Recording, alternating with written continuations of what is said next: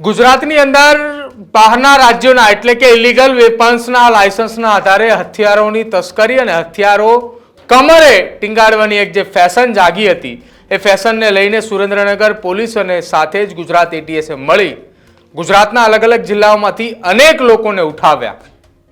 મસ્ત મોટું રેકેટ બહાર આવ્યું, પરંતુ એ રેકેટ બહાર આવતા બાદ થોડા સમય સુધી આ મામલો શાંત રહ્યો અને અચાનક જ એક દિવસ અમદાવાદની અંદર વિજય સેંગર નામના એક યુવકનો 4 સેકન્ડનો ફાયરિંગ કરતો એક વિડીયો સામે આવ્યો અને ફરી એકવાર નવા રેકેટનું પર્દાફાશ થયો. જો કે આ તમામની વચ્ચે વિજય સેંગારની સામે ₹35 લાખ પચાવી પાડવાનો આક્ષેપ પણ લગાવવામાં આવ્યો છે. નમસ્કાર, આપ જોઈ રહ્યા છો ન્યૂઝ રૂમ ને આપની સાથે હું છું પ્રદીપ.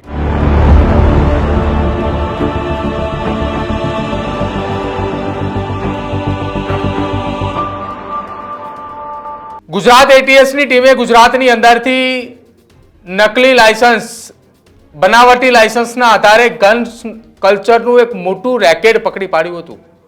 આ રેકેટ બાદ ગુજરાત એટીએસની ટીમે સતત ગુજરાતના અલગ અલગ વિસ્તારોની અંદર તપાસ ચાલી હતી. એ ચાલતી તપાસની વચ્ચે થોડા દિવસ પહેલા અમદાવાદના શાહીબાગ વિસ્તારની અંદર રહેતા વિજય સેંગાર નામના યુવકનો એક વિડીયો વાયરલ થયો. એ વિજય સેંગાર કે જે જીમ લોન્જનો માલિક છે અને એ વિજય સેંગારે એક 4 સેકન્ડનો એક વિડીયો વાયરલ થયો હતો કે જેમાં તે રિવોલ્વરથી ફાયરિંગ કરતો હતો.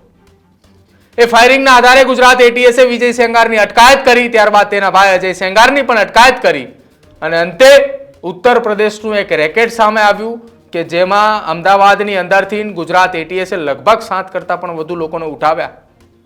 આ તમામની માહિતી સોશિયલ મીડિયાની અંદર અને ટીવી સમાચારોમાં આવતાની સાથે જ વિજય સેંગાર નામનો વ્યક્તિ કે જે જીમ લોન્જનો માલિક છે તેને અમદાવાદના જ શાહીબાગ વિસ્તારની અંદર રહેતા એક વેપારીને ધમકાવ્યા. અમદાવાદના બોપલ વિસ્તારની અંદર આવેલી જીમ લોન્જની ફ્રેન્ચાઇઝીની અંદર રોકાણ કરાવી 30% નફો આપવાની વાત કરી હતી અને જ્યારે રોકાણ કર્યું અને નફો માંગ્યો એ દરમિયાન તેને ગન પણ બતાવી હોવાની વાત સામે આવી રહી છે. અમદાવાદના એ વેપારી સાથે શું ઘટના બની હતી અને એ વેપારીએ હવે ગુજરાત એટીએસ, રાજ્યના ડીજીપી, રાજ્યના ગૃહમંત્રી હર્ષ સંઘવીને લેખિતની અંદર એક ફરિયાદ કરી છે. એ ફરિયાદ કરતાની સાથે એ અમદાવાદના વેપારીએ શું કહ્યું સાંભળો. એ પણ મારું નામ અંકિત અગ્રવાલ છે. મારું રહેવાનું શાહીબાગ છે. હું શાહીબાગ 20-22 વર્ષથી રહું છું અને મારો વેપારી છું અને ધંધો કરું છું. 2-3 દિવસથી વિજય સેંગર અને અજય સેંગરના જે ન્યૂઝ ચાલી રહ્યું છે, ખોટા હથિયાર જોડે એ લોકોએ જે પકડાયા છે એ વાતની મને વાતો કહેવાની છે કે 2022માં મેં એમનો સંપર્ક કરીને એમના જીમ લોન્જમાં જે એમને શાહીબાગ બ્રાન્ચમાં મને 30%ની ભાગીદારી કહીને એમને મારાથી પૈસા લીધા હતા, 35 લાખ રૂપિયા. એના લીધા પછી એ લોકોએ ના મને કોઈ વળતર આપ્યું છે અને ના કોઈ પૈસાની કોઈ મને રકમ પાછી આપી છે. વારે ઘડી એમને એપ્રોચ કરવા માટે અને રિક્વેસ્ટ કરવા માટે જઈએ તો એ લોકો મને ગોલ ગોલ ફેરવતા હતા.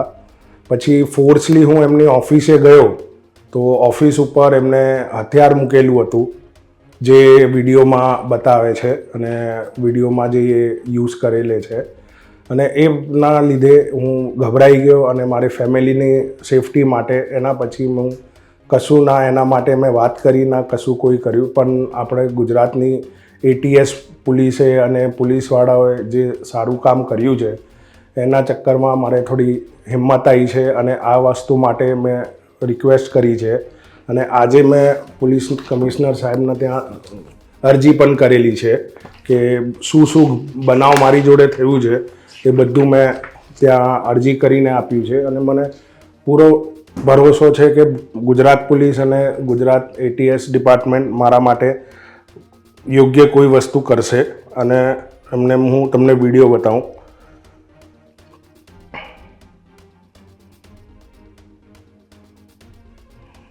આ વિડીયો, આ એમનો વિડીયો રહ્યો.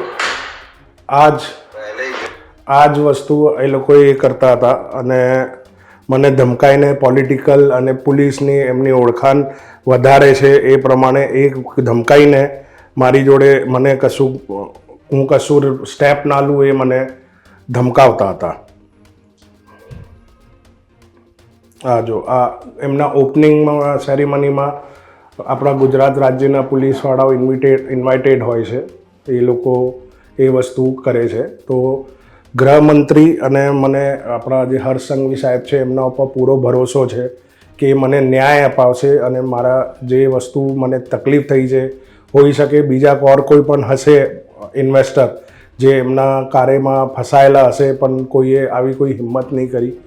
મારે રિક્વેસ્ટ છે ગુજરાત પોલીસ ગૃહમંત્રી સાહેબ હર્ષ સંઘવી સાહેબને કે મને ન્યાય અપાવે. પૈસા 35 લાખ રૂપિયા જ્યારે પણ એમને ત્યાં જવા માંગવા જતો, એ હથિયાર દર વખતે 2-3 વખત ગયો, દર વખતે એમની જે મેઇન ઓફિસ છે મોટેરામાં એ હથિયાર ટેબલ ઉપર મૂકતા, જ્યાંની જેમને કે હું ડિમાન્ડ વધારે ના કરું, કશું કોઈ બોલી ના શકું, અને એ બીક મારામાં બેસાડી દીધી એમને કે ભાઈ હું ગમે તે રીતે એમનાથી પૈસા માંગવાના નહીં, એ ના કરું અને મને મારી ફેમિલીની સેફટી માટે અને એના માટે હું પછી આ બોલવાનું અને એમના ત્યાં જવાનું અને એપ્રોચ કરવાનું, વાત કરવાનું બંધ કરું. તો આ શબ્દ અમદાવાદના વેપારીના છે, જેમણે કહ્યું કે જીમ લોન્જના માલિક વિજય સેંગારે તેમને ધમકી પણ આપી, ધંધાની અંદર રોકાણ કરાવી 35 લાખ પડાવી લીધા અને નફો પણ ન આપ્યો અને છેલ્લે ગન પણ બતાવી. જ્યાં સુધી ગુજરાતની અંદર આ પ્રકારના અસામાજિક તત્વો એ બેફામ ફરતા રહેશે ને ત્યાં સુધી ગુજરાતની જનતા સુરક્ષિત નથી. જીમ લોન્જનો એ માલિક છે, સોશિયલ મીડિયાના પ્લેટફોર્મ પર અનેક એમના ફોલોવર્સ છે.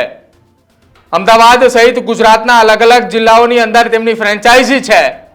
રાજ્યના મોટા નેતાઓ સાથે સારો ગરેબો છે, એટલે મન ફાવે તેવી રીતે વર્તન કરવાનું, ગમે તેની સાથે છેતરપિંડી કરવાની. કોણે આપી આવી છૂટ એમને? કોના એ માથે 4 હાથ હતા, અથવા તો એમના રાજકીય આંખાઓ કોણ હતા કે જેના કારણે એ આ રીતે ખુલ્લેઆમ ફાયરિંગ પણ કરે, લોકોને ધમકાવે પણ અને રૂપિયા પણ પડાવે? હાલ તો બંને ભાઈઓની કસ્ટડી એ ગુજરાત એટીએસ પાસે છે. આશા રાખીએ કે ગુજરાત એટીએસ આ કેસની અંદર જે ભૂતકાળની અંદર જેમ નિષ્પક્ષ તપાસો કરી છે એમ આમાં પણ નિષ્પક્ષ તપાસ કરે. કોઈ રાજકીય નેતાઓના આંકાઓના આધારે આ તપાસમાં કોઈ ઢીલાસ ન મૂકે. તમારું શું માનવું છે આખી આ ઘટના સંદર્ભે તે ખાસ અમારા કમેન્ટ સેક્શનમાં જરૂર જણાવજો. જોતા રહેજો ન્યૂઝરૂમ. નમસ્કાર.